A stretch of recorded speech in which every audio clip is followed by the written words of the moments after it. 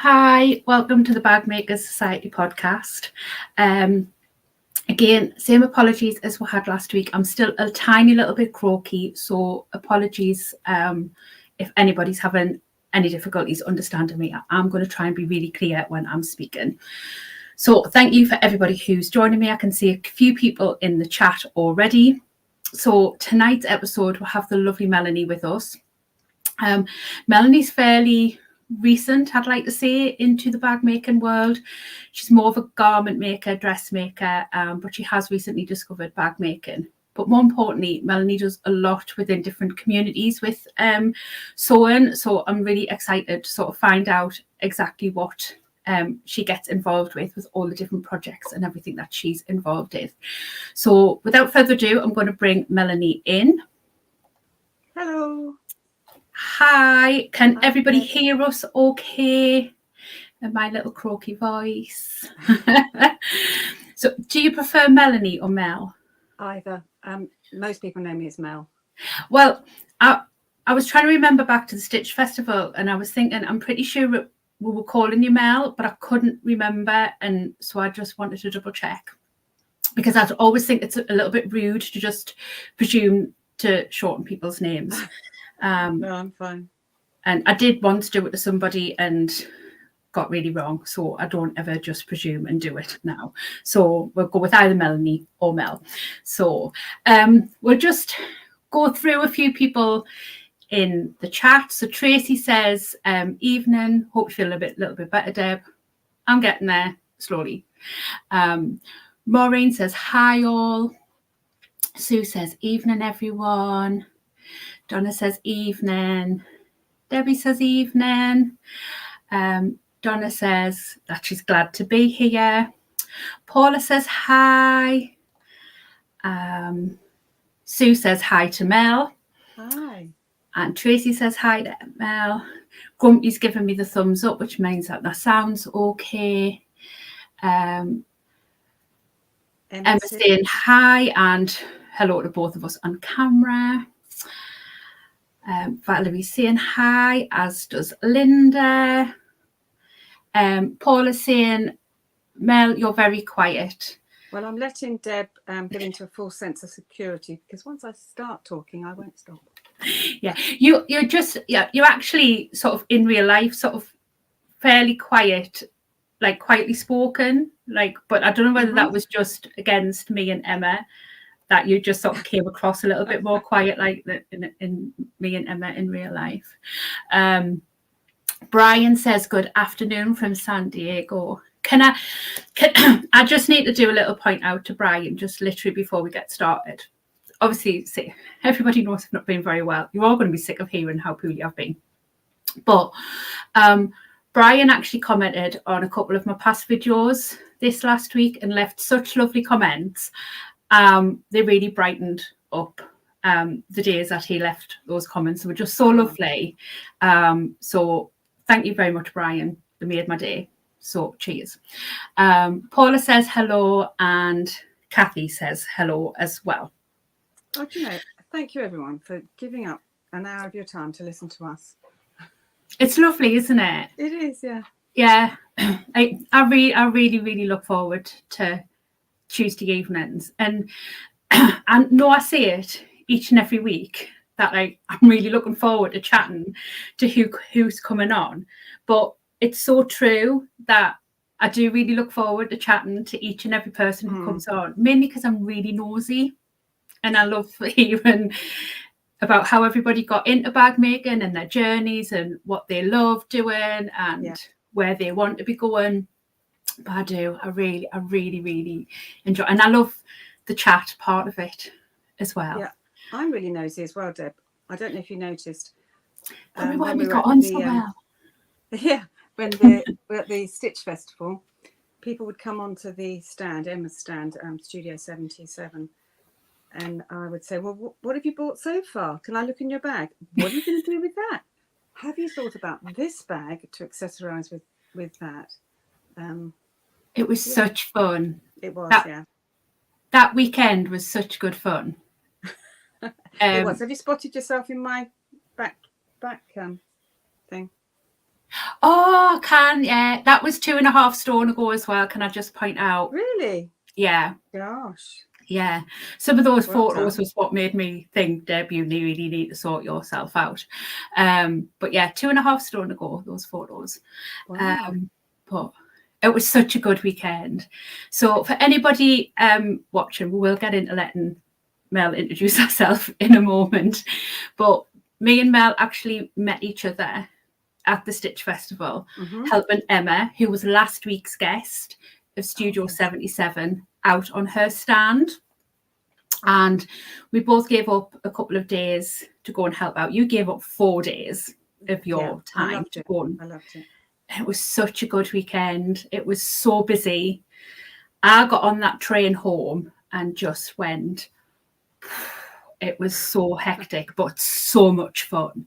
And it was so good seeing, because there wasn't much to do with bag making at that event. There was a couple of other stands that had a little bit of bag making there, but there wasn't anything that was specifically just bag making. And seeing how interested people were, and it was just mad how busy it was. It was. And my God, you were in. Me and Emma were just like, wow, letting you go. Well, and it was just so much fun. Yeah, I mean, anything technical, I pass them on to you. And to sign up for the club, pass them on to Emma. Yeah, me and Emma with our gadgets, and you talking to people, looking in their bags. But like I said in the introduction, you are quite relatively new to the bag making side of it. You've been much more sort of into sort of garments and dressmaking, which I was fascinated at the trousers and stuff that you had on, because they were beautiful. Oh, thank you. So beautifully made.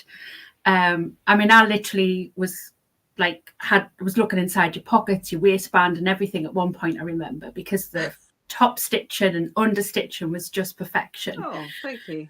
So tell us introduce yourself first of all, and then tell us a little bit how you've done that crossover from sort of garment making and then come into bag making. Right. Well, I'll tell you who I am first. My name's Mel, and I live in Woking, which is about 20 miles south of London. And I'm married to Steve, and we've got 2 boys in their early 20s. So we've got a busy house. Lots going on the whole time. And I first started sewing about 5 years ago. I was in hospital actually, and a friend said to me, "Why don't you try sewing?" And so she got me a machine and a kit from Hobbycraft, and I started by making a quilt. And I've still got it now actually, and we use it as a picnic blanket. And I look at the squares and see that they're not lined up. So I started off with patchwork, and I did that for a couple of years. I really enjoyed it. I really enjoyed the precision and all the tools. And they say that patchwork people have the best tools, the best rulers, the best cutters. So I brought them into my garment making. But then when COVID hit, the same friend who'd got me into sewing asked if I could help her make scrubs. And I said, well, I can make the bags, but I've never made any clothes or anything. And so she taught me over Zoom how to put these 2 legs together to make a pair of trousers. And then we did the tops, the scrub tops, and they all had facings and little vents. But to be honest with you, Deb, we didn't have anything else to do, did we? No, I didn't. I spent a lot of time making scrubs. Yes, yeah, I did. I really got the bug. And I made over 100 pairs actually. Wow. And the whole family got involved. My husband was cutting out scrubs. My son Peter, he was running up the trousers, and then after a while he did the trousers, I did the tops. Amazing. And then our other son, he did it. He modelled all the different sizes, and it was a real family thing. That's so good. Yeah, it was fun. I mean, there was nothing else to do. No. and yeah, I enjoyed it. Yeah, it was good, and I met so many different people. I started up a scrub hub actually, so I had 10 other people sewing with me. I'd give them the material, and then they would come back with the scrubs, and then I'd take them off to a scrub hub in Ascot. Yeah, so that's how I started. And then after that sort of died down, I suppose we were doing that for about a year, weren't we, really? Yeah, on and off pretty much, yeah. I thought, well, I can maybe make some pyjamas if I can make some scrubs. So I got same thing really, isn't it? Yeah, I got the Tilly book, Tilly and the Buttons beginner book, and I made some pyjamas.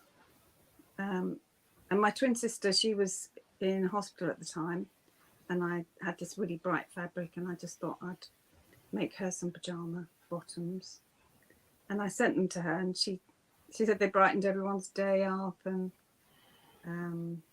yeah, so then from there I started making other things. I started to make skirts and elasticated waistband things, and that started the bug, and I haven't done any more patchwork since. Do you find though that precision that you had in the patchwork has transferred over into the garment and into bag making as well? Yeah, absolutely, because with patchwork you have to have your points perfectly aligned, and so you put pins through. Yeah, and everything is really precise, and it has to be in bag making actually, doesn't it? Because you've got small margins, and you've got to get your stabilizers in the middle out of the seam allowance. So I think having done patchwork, that's what's made me so precise with all my pockets and the top stitching. So, and all them tools, they come in handy, don't they? They do. I mean, you can see all of my gadgets here behind me. You know, I've got an array of, and a lot of these are sort of quilting. Yeah. You know, I love a quilting ruler. I mean, Emma will tell you when we were at the Festival of Quilts, we went past and I was like, oh, look at all these rulers. And she was like, do you need them? And I was like, well, I want them. And to be fair, the two that I picked up, I've used loads. One was a 3/4 inch. And she's like, when would you ever use a 3/4 inch? Turns out quite a lot. The one I use the most is a 12-inch by 1 inch. Yes. So almost the size of a ruler. And then a 12-inch square. Yeah. And then a 30-inch by 8. Yeah, I use them all. Yeah, I know. I mean, I've got, again, you can probably see over here, I've got it's actually a knife block holder. Right. And I've got all my rulers in there. I've got so many. And I could cut the same thing from one ruler, but I just pick up the different size rulers. And yeah, I don't know, it must just be the way my brain works, but I like to have all the different size rulers. Yeah. So they do those tools that quilters use, you know, in patchwork. Are really, really useful for bag making. Yeah, and then the nice pins and the rotary cutters, the different sizes of rotary cutters. And then your eye gets trained, so I know what 1/4 inch is, I know what 1/2 inch is. Yeah. I'm quite good at the 1/4 inch now, and I'm getting there with 3/8. I'm very good at judging a 3/8 now, but my 1/4 inch is very, very good. So jump back into the comments just for a second. Sue saying so many bugs going around, even with the kids not being back at school yet. Yeah, there is. Oh, Emma sent me a super thanks. Oh, Emma, isn't she lovely? That's a like a little sort of like a monetization thing, so somebody can sort of, it's a bit like sending somebody a coffee type thing. That's so sweet. And Emma's saying that the Stitch Festival was so much fun. We're superstars. We worked our little socks off, but it was so much fun. Donna says, I feel like I'm lagging behind. Only got 2 rulers. Donna, if 2 rulers works, then that's all you need. Yeah. We're just greedy. That's all it is. Well, we collect different things. Yeah, I'm a collector, as my husband will testify. I'm the same. I'm the same with lots of things. I'm like that with apps, on your phone. If somebody's talking about something and I'm like, and then they go, oh, it's got an app, and I'm like, need to have it. I get a little bit of FOMO. So, but rulers I do use a lot of. My latest collection obsession is zipper pulls. Oh, well, I'm not going to disagree with you there, because obviously I sell them. So I'm totally going to agree with you on zipper pulls. I think I bought this from you. I've got the bronze ones. You can't really see that one. These are rose gold. Oops. Go that way. Oh, right. Yes. This way? Yeah. It's because the camera's mirrored, isn't it? There we go. Look. Yes, the B ones. Yeah. Right. I realised that I first started teaching sewing. I was thinking about this today. We went on a mission trip to India, and we went to an orphanage there, and I'd forgotten about it actually, but I taught the girls there to sew. Yeah, and we did a little patchwork pouch, a sewing pouch, and then we gifted them some scissors and threads and things like that. Yeah, so that's so good. So you do quite a lot of sort of different project things with your sewing, don't you? Like sort of different things within the community. Yes, I've done all sorts of different things. I mean, that was the first thing I did, and then sorry, we finished with the intros. I've probably skipped ahead. Yeah, we're just there's no formalities here. We should know this by now. We just kind of ramble on and see where it takes us. Okay. Yeah, I was just thinking about that this afternoon about India, and that's when I first felt useful and that I could pass on a skill. And in fact, they asked if I could go back the following year and teach them dressmaking, and I said, well, I can't dressmake. So you can now. I can now. Yeah, and then my husband and I, we volunteer at the Lighthouse in Woking, which is a charity for people having a hard time in life. We've got a food bank there. We've got we do counselling. We give money advice, and people are referred to us from Citizens Advice Bureau or from social services. So we've got a wide array of people there, and my husband and I did the community lunch there on a Wednesday. We're starting back tomorrow, and through that voluntary role, they asked for volunteers for the summer camps at a refugee centre. So we volunteered, and we did that for about 4 weeks, and then they asked me if I knew anybody who could sew, because they were looking for someone to set up a sewing group there. And so I just said, well, actually, I can sew. And I will have a think about it and get back to you. And so, yeah, I just said yes. Yeah. And the reason we started up these groups there was because the refugees had been there for over a year. Some of them have been there 18 months, just doing nothing. They were just waiting to be processed. And then their mental health was starting to suffer. They were bored. And the women, they're so used to, in their cultures, being the giver, the homemaker, all the hospitality, feeding their family, just nurturing their family. But they just couldn't there because they didn't have any money. They were living in a low-grade sort of hotel facility. And the men there, they weren't allowed to work. The women aren't allowed to work either, but at least they had the children to look after. and they were just all becoming very depressed.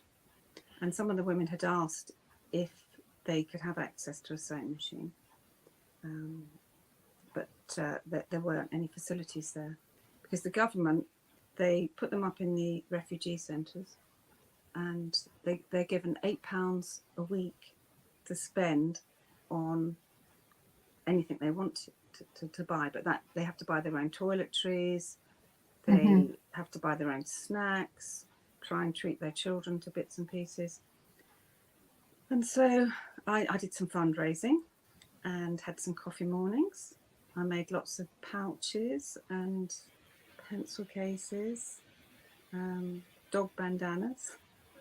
Dog things always go well, don't they? They do, yeah. So I sold all those, and people were very generous, and I was able to buy a couple of machines, and we started from there. So this was at the refugee centre in Guildford. So it's like you were saying before about the sewing the scrubs when in lockdown, when you had nothing, like the help that would give you your mental health. Yeah. I know Nav spoke about this on a podcast episode a few weeks ago.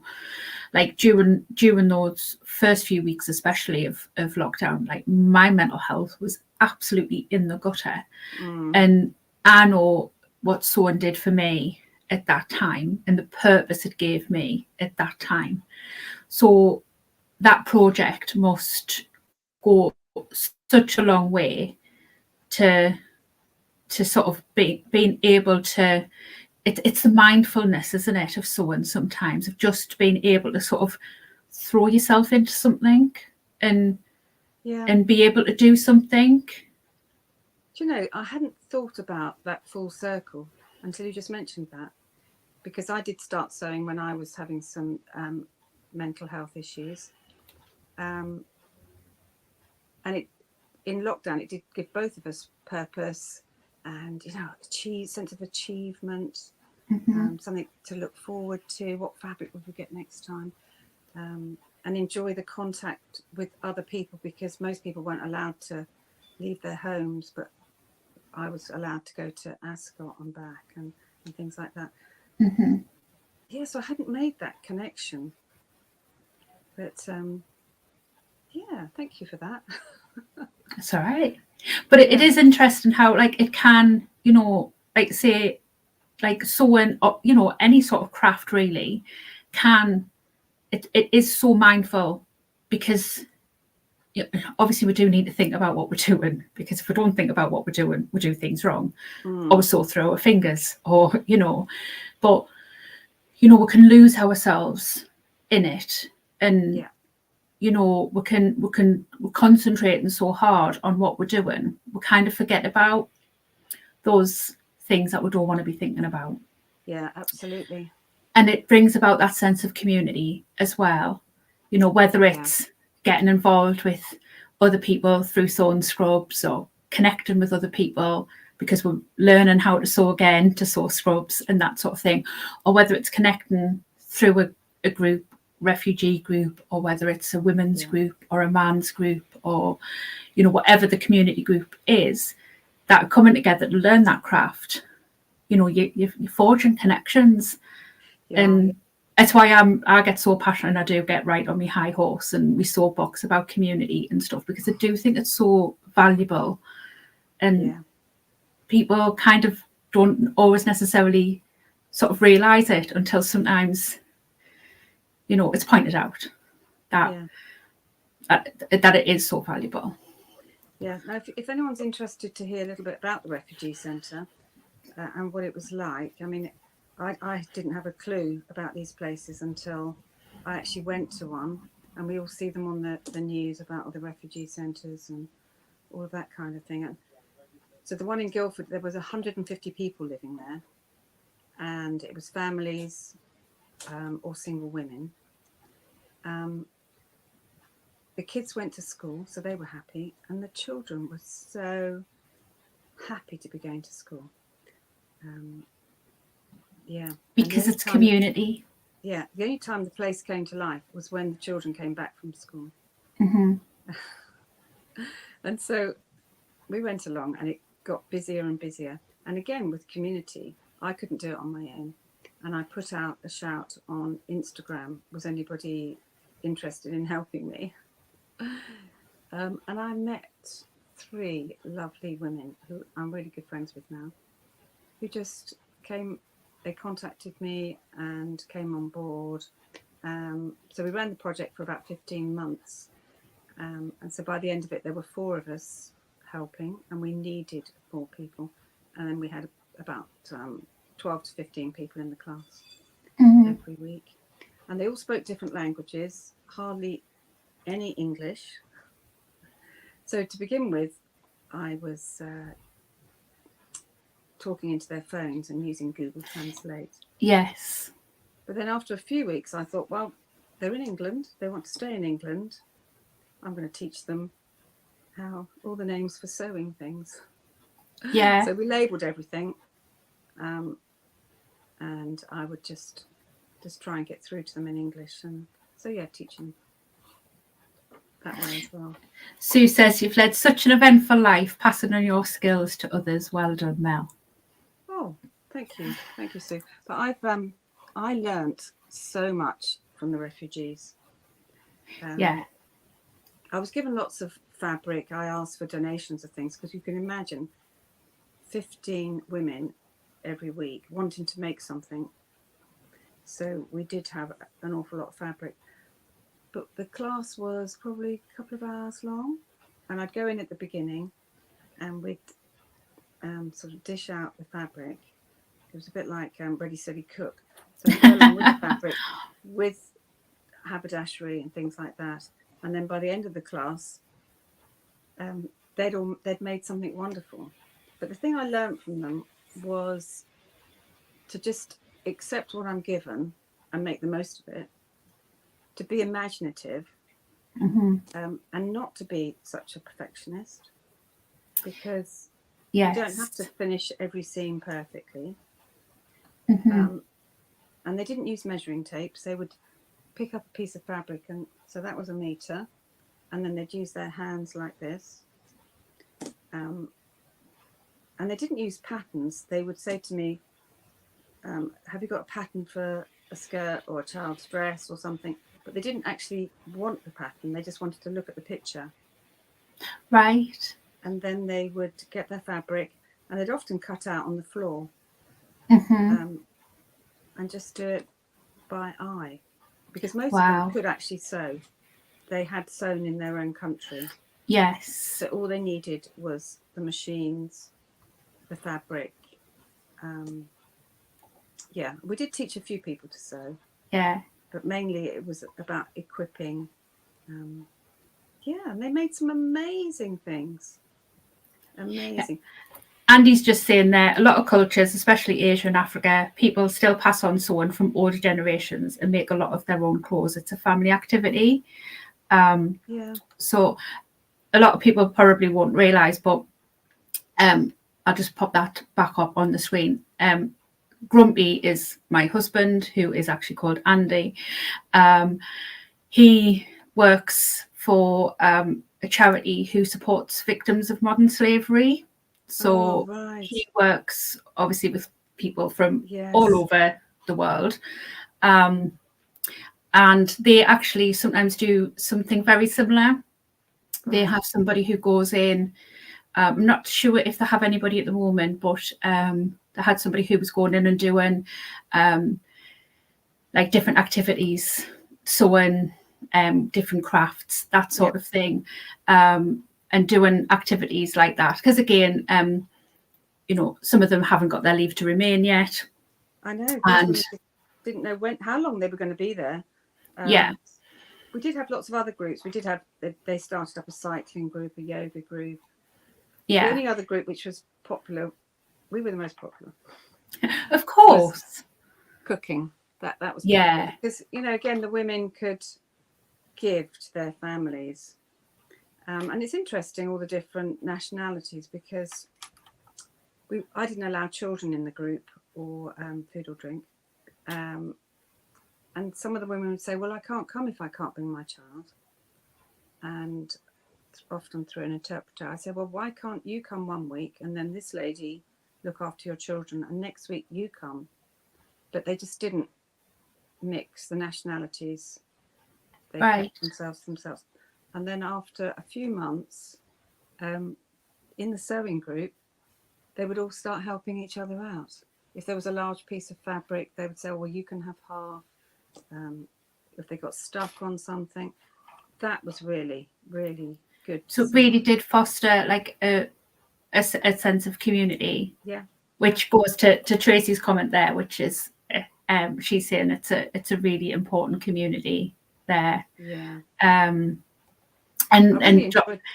And the thing Donna's saying there as well, she was isolating for 18 months due to the medication that she was on, and she got really frustrated looking at four walls. Yes, so it does sort of, say how, any community, whether it's sort of sewing or like cycling, cooking, anything like that, having that sense of belonging somewhere, whether it's physically going somewhere or having it online, is so important, to be able to sort of feel like you belong somewhere, or be able to learn, I don't know how to do this, or this isn't going right for me. I can't get this seam to go right, and I don't know what I'm doing.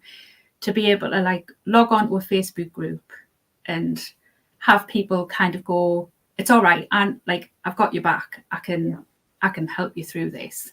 Like, what you were saying about hopping on Zoom with your friend and her teaching you to sew scrubs, and look where you are now. Yeah, I just couldn't make this flat piece of material become anything. But it was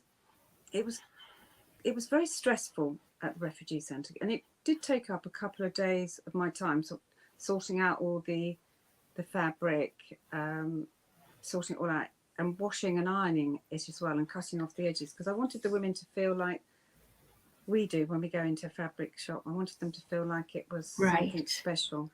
Yes. So it was quite stressful, and suddenly, just before Christmas, it closed. Oh. Yeah, we did have some sort of inkling that something was happening, and then the week before Christmas, I turned up there with my 3 helpers, and we put together some little gifts, Christmas gifts for them, their own scissors, thread, some needles, and just some little bits. But everyone had gone. The centre had closed. Oh. And it's to do with the government figures, because funding. Well, it wasn't so much that. It was that the government had said that they were going to process a certain number of refugees by a certain date, and by process, that just meant move them.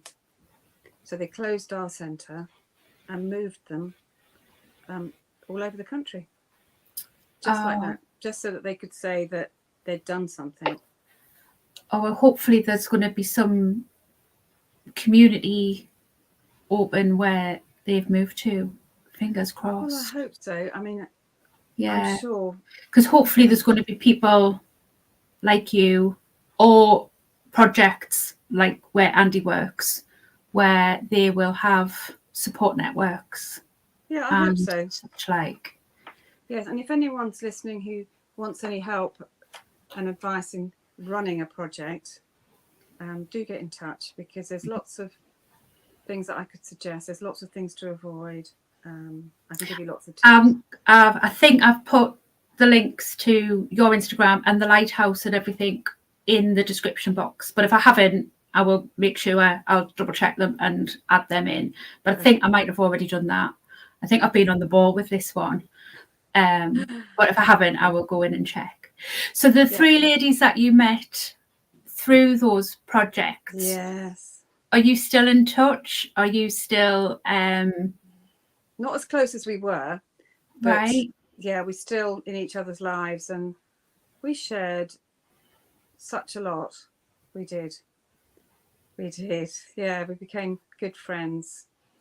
Because you are active with the Surrey Saws, aren't you? Yes. So fast forward, that all stopped. The refugee centre stopped just before Christmas.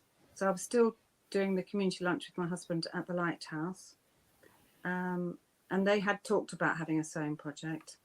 So I said, well, I'm free now. You need something else to occupy your time. Yeah. On the 11th of January, I started up a new group at the lighthouse in Woking. So, as I said earlier, it's a place for people struggling. And so it's a much smaller group. We've got 6 women in the group at the moment. Again, I put a shout out on Instagram, and I've got the lovely Eleanor working with me, who is such a good sewer. She is amazing. So we run a group once a week at the Barnsbury site, and it's quite different because they're all English and they need teaching. They most of them haven't even sewn on a machine before, so we're teaching them starting from scratch. So we've started with tote bags, pyjama bottoms, doing some basic alterations. So it's quite different, but it's really rewarding. Because these are women without confidence. They're quite been in vulnerable situations, and they're a bit nervous, but they're just really excited about learning to sew. And they come in each week, and some of them have got really big ideas far beyond their capabilities, which is what we all do, isn't it? Yeah. Yeah, one lady. That's how we get there. We dream big and we get there. This little denim top, and she said, could I make it bigger because it's her favourite top? So she brought it in and she put it on, and it just sort of came to there. Story of my life. So we're going to split the seam here, and I'm going to help her put a piece in either side. But yeah, so we're doing that. We start up again next week. We're going to make the sessions longer, and hopefully welcome in a few more people, because we've got space for 10 people there. We've got fantastic 5 or 6 machines at the moment. Yeah, so that's what I'm doing now. And have I seen right on your Instagram that you're working on something with Yvette? Oh yes, yeah. So Yvette from Stash Hub, and I set up a group called Surrey Sews. So again, that's about bringing people together. So many people in Surrey sewing on their own, wanting to make connections. Let's face it, we all love to talk sewing, don't we? I mean, that's what the Stitch Festival is all about. We want to compare, we want to exchange and patterns. fabric. Yeah, we walk into a room and, oh, what's she wearing? Oh, can I touch that? And we wanted to bring people together locally, so we started up the group. We've had quite a few different excursions. We've had a fabric swap, which was really good fun. Everybody brought in fabric that they're sort of tired of or had too much of, or just remnants. And it was really lovely to see other people picking them up and, oh, this is fantastic, and then saying what they're going to make with it, and just sharing our resources. So we had tables all around the edge with the different lengths of fabrics. And then in the middle, we had a chat table. So that was really good. Tea and cakes, homemade cakes. Oh, nothing better. Yeah, and we're doing that again in, Yvette will tell me, November, sometime in November. I'm sure there's a post on your Instagram about the Surrey Saws, and I'm sure there's one on the Stash Hub or on Yvette's Instagram as well about the Surrey Saws. See, I met Yvette through sewing. Yes. And she was really brilliant with the refugee centre, because she put a shout out for fabric, and I think her postman went into overdrive because we had so many wonderful donations, and really super bits and pieces, and lovely threads and zips and all sorts of things. Yeah, people can be so kind when you put out shout outs like that. Yeah. You know, Yeah, people really, really really can. kind. Donna's just saying there, too much fabric, ?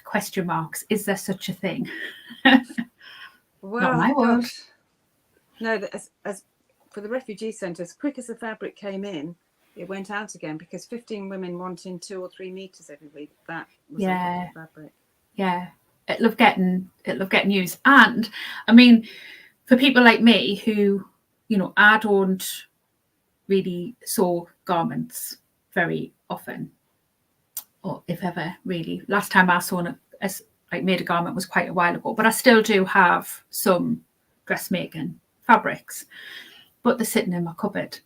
So, you know, what good are they to me sitting in a cupboard? Yes. You know, much better being used for. And it's like when the girl was doing the project at Andy's place. Yeah. You know, when they were looking for stuff, I would just sort stuff out and send it in, because Yeah. you know, what good is it? What good is it to me sitting in my cupboard? Yeah. And like when I had a big sort out of all my dressmaking patterns, and I literally kept about six to 8 patterns. Really?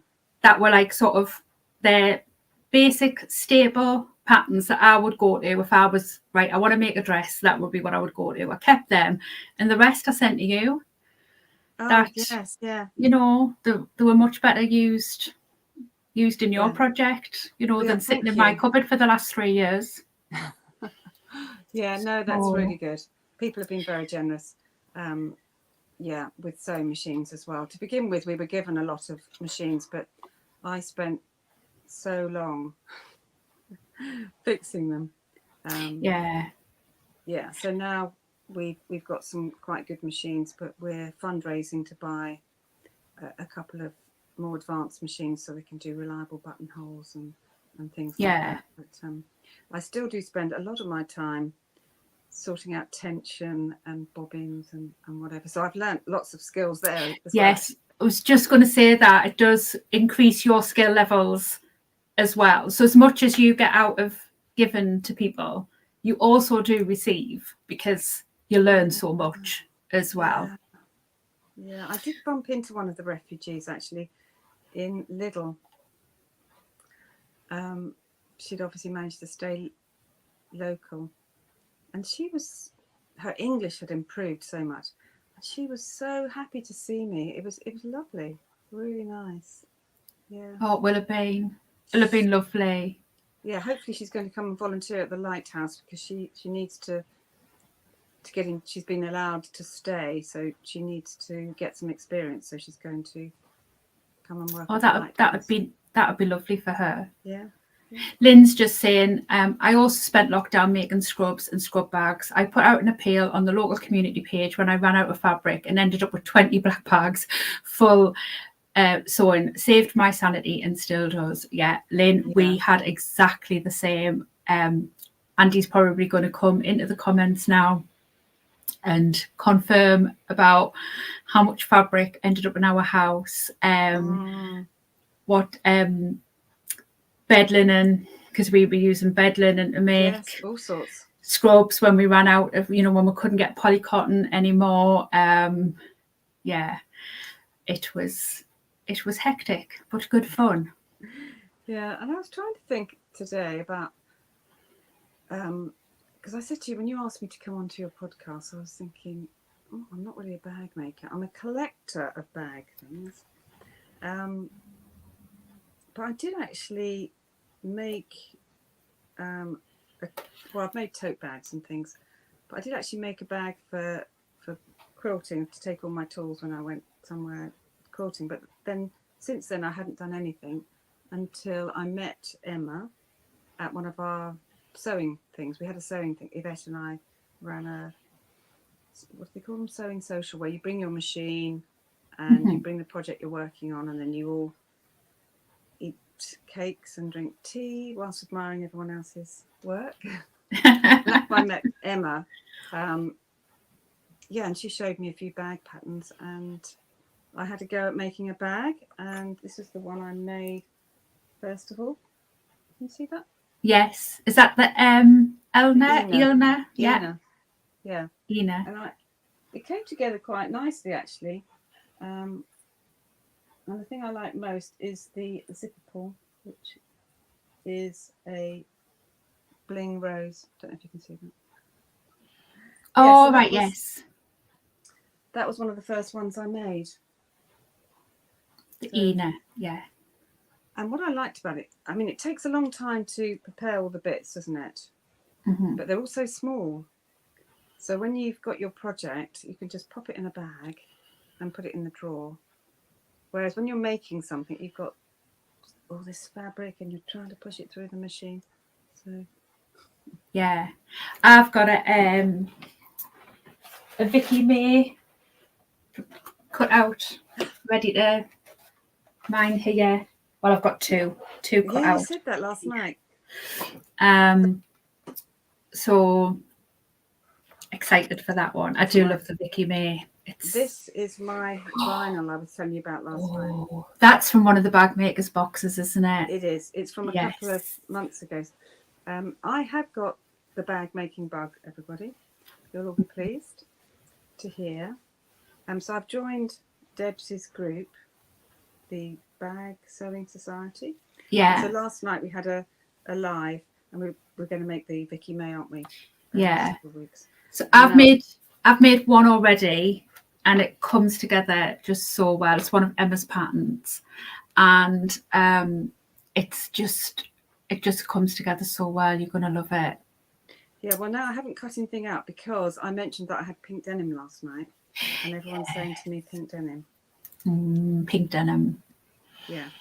But with rainbow thread. I'm sure you've probably got some rainbow thread out of one of Emma's boxes as well.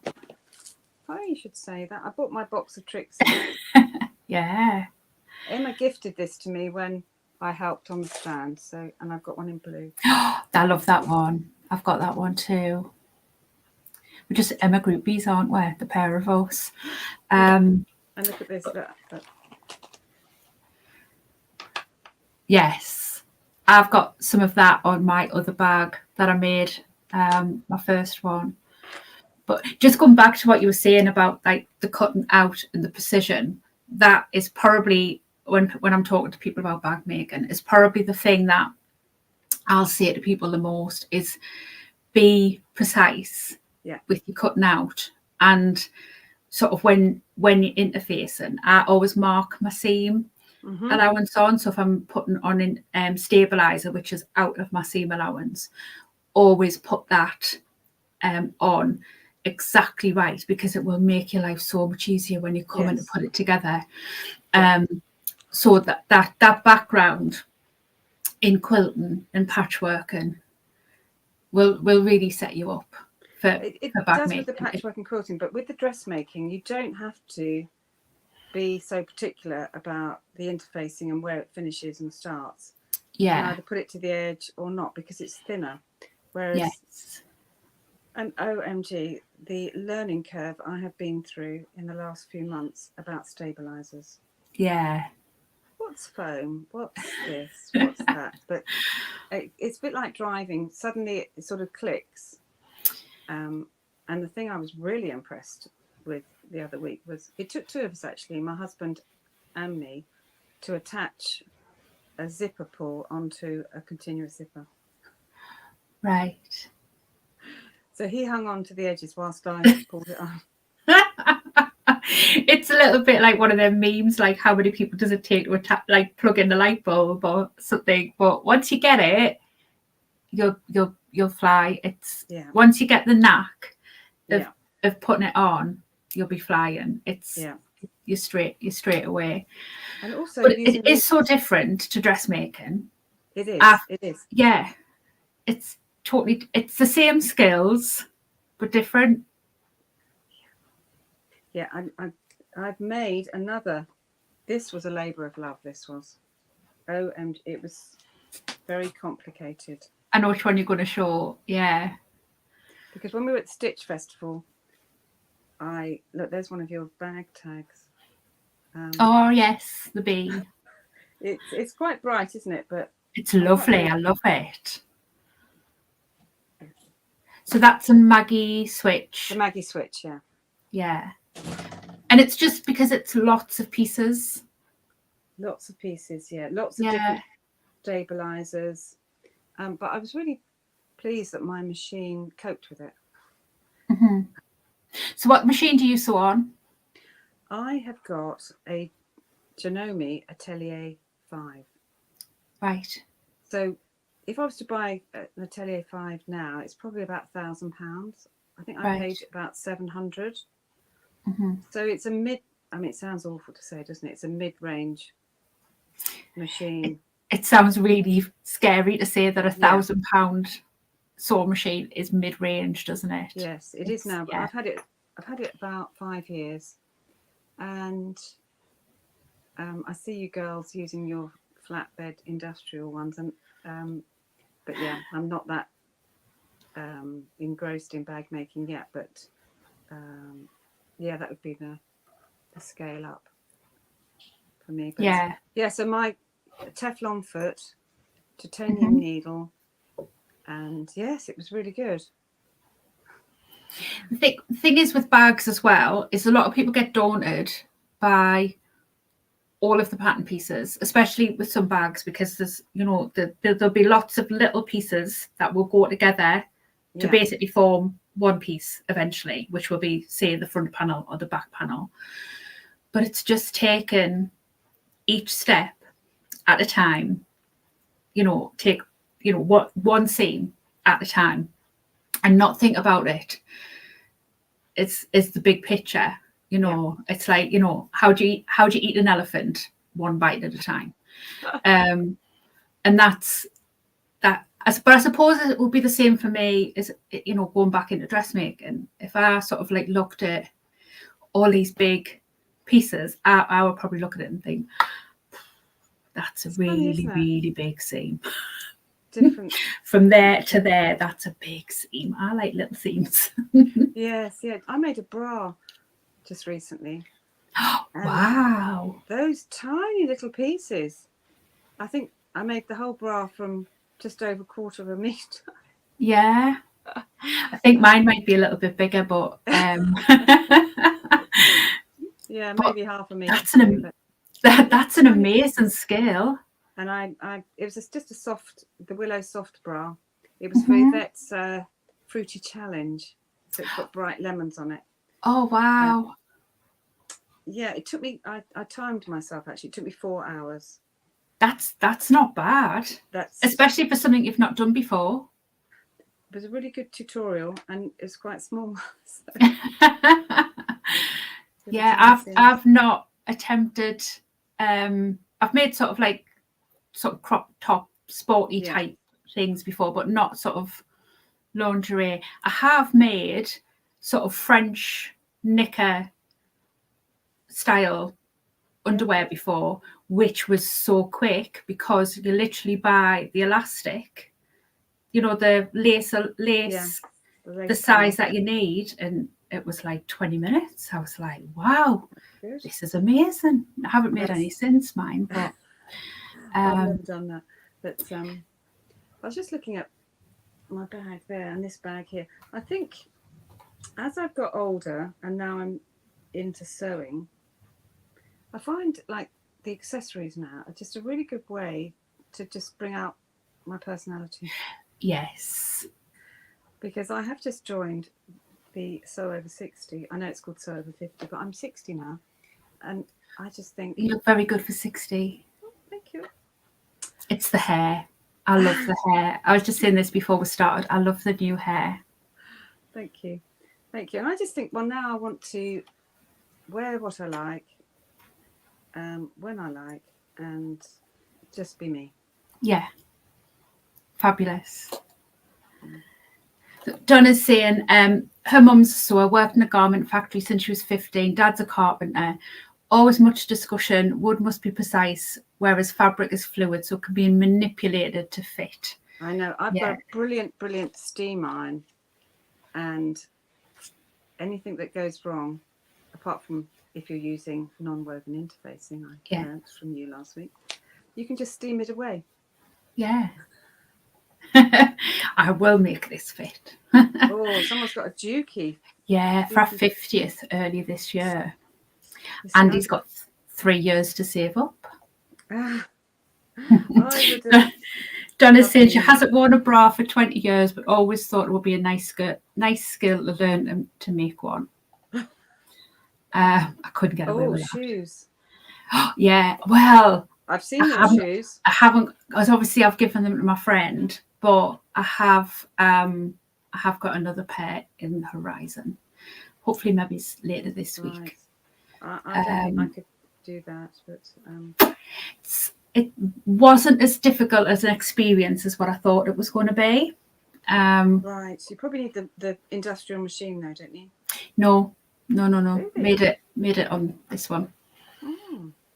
Actually, because I was using cotton, my industrial probably wouldn't have sewn it very well. Right. So use cotton and foam. Yeah. Deb, I can see that we've been chatting For almost 56 an hour. minutes. I know. It goes so quickly, doesn't it? Yeah. Yeah. So I've only got one more bag making question really to ask you. Okay. And that is there any patterns that you, apart from obviously the Vicky May, which we're going to sort together, but is there any bag making patterns that you are wanting to tackle in the near future? I don't know why, but I really fancy making the triple sling. The triple sling. Yeah, the country cow. Yeah, I don't know why, because why do I need it? But I just like the way it looks. It's a classy looking bag, isn't it? Yeah, and the other one I want to make is the night away bag, Emma's night away bag. Yes. Because you can have one side dry, one side wet. Yeah, and lots of possibilities for different fabrics. Mm-hmm. And yeah, so those two. Yeah. Now before we go, so it's recorded now, so it's out there. So that's just like, you know, a little bit of sort of accountability there for you. Yeah. I'm definitely going to carry on bag making because I've got a whole box full of bits and pieces, and I know people are going to say, well, I've got a whole room of bits and pieces. I've got a whole garage. Now I'm going to tell you about a challenge that we're having at the moment. So the project that I'm working at the Lighthouse, we are expanding the project and want to be a bit more inclusive. We do lots of repairs as well, actually, because we've got a style studio, and so if they need anything repairing, or Ellen and I helped at a prom event just recently where people donate prom dresses, and then girls who can't afford dresses come in with their families, and then we were helping advise on alterations and things like that. So we're having a fundraising thing, as I said earlier, just to raise money for the Lighthouse. And I don't know if many people have probably heard about the London frocktails, which are happening. Right, yes. Frocktails are happening all over the country, all over the world. Yeah, there was a one similar up in Newcastle not that long ago. Yeah, there's quite a few happening all over the place. So I've always had this idea about doing an afternoon tea. Rather than going for an evening, having an afternoon tea. So that's what we're doing on the 19th of October. And it's going to be actually at the Lighthouse in Woking, so people can come and see where we are. And we're having a challenge, so it's going to be run online and in person. All you have to do is to make something that you would wear to an afternoon tea. So it could be dungarees if you were going to have a casual afternoon tea, or it could be a classic tea dress. Yeah. Or you could just make a bag that you were going to wear with your outfit. So it's quite a wide scope. You could even just make trainers. Or a pair of shoes. I was just going to say, a pair of shoes, yeah. And so the challenge started a couple of days ago and runs till the 19th of October. And we have got lots of prizes, amazing prizes, both online prizes, which will be mainly patterns and labels and things like that. And then if you come to the actual tea, then there'll be a catwalk and other prizes. So we've got some really nice companies supporting us. Too many to name, actually. But if you go onto our account, you can see. No problem. Well, email me the details and then I can make sure that I've got them correct in the description box as well, just to make sure. And also, when you email me, I will send you something from me as part of your prizes as well for the fundraising. So I can sort all that out with you too. So yeah, and then I can make sure, like I say, I can make sure that I do have it correct in the description as well. So I'm not sending people on a wild goose chase trying to find it. So Donna's just saying that if anybody's in Emma's club, which I will put, the details are in last week's podcast, but I will put them in this week's as well. There is a great sew along for shoes in her membership as well. Yeah, I helped her pick up some things like that. Do you know, I'm just smiling to myself thinking, do you know, just through dressmaking, bag making, I've met some lovely people. I've got some amazing friends. Nah, not at all. You can't get rid of me now. I'm like a bad smell. Donna says she'd love to make the Classico, which is a Bags by Bags of Style, and the Harrieth, which she's not sure the designer, but that's a lavender and twine bag. Now you see, I need to look those up because I don't know all these different bags. And Sue saying, thanks, ladies, for another great evening of chatting. You can always rely on me for a good chin wag. Yeah, the Harrieth or Harrieth, however it's pronounced, is Lavender and Twine, who is one of my favourite bag designers. I'm going to have to write that down. Go and have a look. It's Erica is the designer of Lavender and Twine, and her bags are always so classy. Me and Emma were talking about some of her patterns the other week, and Emma was sort of saying every time she releases something, it's like, wow, like why couldn't I have got to that? Or why, you know, it's just, yeah, they're just amazing how they come together. She's just so clever, really clever designer. Are just amazing because there's so much detail. Yeah, any pattern designer in my book is amazing because I don't think I could do. Well, I could design a bag, I just couldn't put it onto a computer and release it because I just don't have those skills. Well, your skill is sourcing that beautiful hardware that we all want to buy. Yeah. And then making you buy it all. I mean, that's a skill in itself, isn't it? Yeah. Did you see my tropical print behind me? There it is. Oh, yes. Oh, it's lovely, isn't it? I've used all mine. I'm still looking at mine. Tracy and Donna are both saying, thank you. It's been lovely. Brian says, thank you for making me blush with the unmentionables conversations. Now, sorry, Brian, forgot you were there. I hope I'm going to get a nice message because I'll be so jealous if I don't. Oh, yeah, Brian does leave the most lovely comments. He might not leave the nice one today because we've been talking about unmentionables, but yeah. Valerie says, thank you very much for the interesting talk. Oh, thank you, everyone. He's been very quiet in the conversation today, hasn't he? He's normally quite prolific in the chat, isn't he? Who is? Grumpy, my husband. I'd love to see Grumpy because I've never met him. I don't know whether he'll come in and be on camera. He's quite camera shy. Is he? Okay. Yeah. Paula says the last hour has shut over. Paula's met my husband in real life. Paula comes to my socials that I hold up home. So Paula's probably one of Grumpy's fans because he helps carry in people's sewing machines and bags and stuff like that. And he's not grumpy in real life. He's, you know, it's just he's got resting grumpy face. He just looks grumpy, but he's not. I used to be like that, you know, years ago. People always used to say I look miserable, but I think sewing's cheered me up.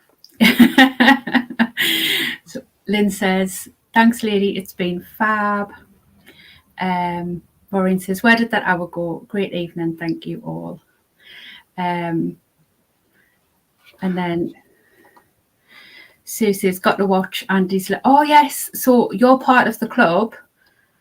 So there is actually a video with Andy in the club. So if you log on, where he did the practice session for this software. Oh, okay. So there is a chat with Andy in there. You wouldn't let me release it onto the main channel, but he let me release it into the club. Right. Okay. I'll definitely be looking up. So yeah, Paula's saying she's definitely an Andy fan. Yeah, he's shy. He wouldn't. Literally, the minute I press stop, he'll come in. Maybe if you stay online for a few seconds, he might come in after we pause. But we'll see. But anyway, thank you so much for coming on and chatting with us this evening. Like I say it every week. I just love hearing about people's journeys, how they got into sewing and into bag making, and the different avenues that people take. And like I say, because I'm nosy, and everybody else that comes into the chat is obviously the same.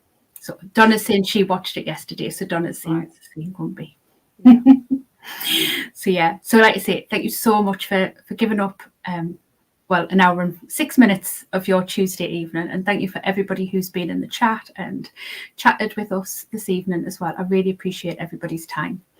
So next week we have the lovely Sarah joining us. If anybody's a member of the Facebook group, you will recognise Sarah. It probably proved to be quite a chatty one, so you maybe might want to schedule a little bit longer than an hour, but we'll see. What's her speciality? Sorry? What's her speciality? Bag making and making us laugh. Okay, sounds good. So yeah, but she's a very prolific bag maker and quite sort of unique, eclectic, gothic sort of style in her bag making. So yeah, so I'm really, again, another one that I'm really, really looking forward to. And I am sort of scheduling all of the upcoming weeks for the podcast. So if anybody would like to come on and chat with me about their bag making journey, I would love to have you on. So just drop me an email and we can get that scheduled in. So I will see you all next week. So bye. Bye, everybody.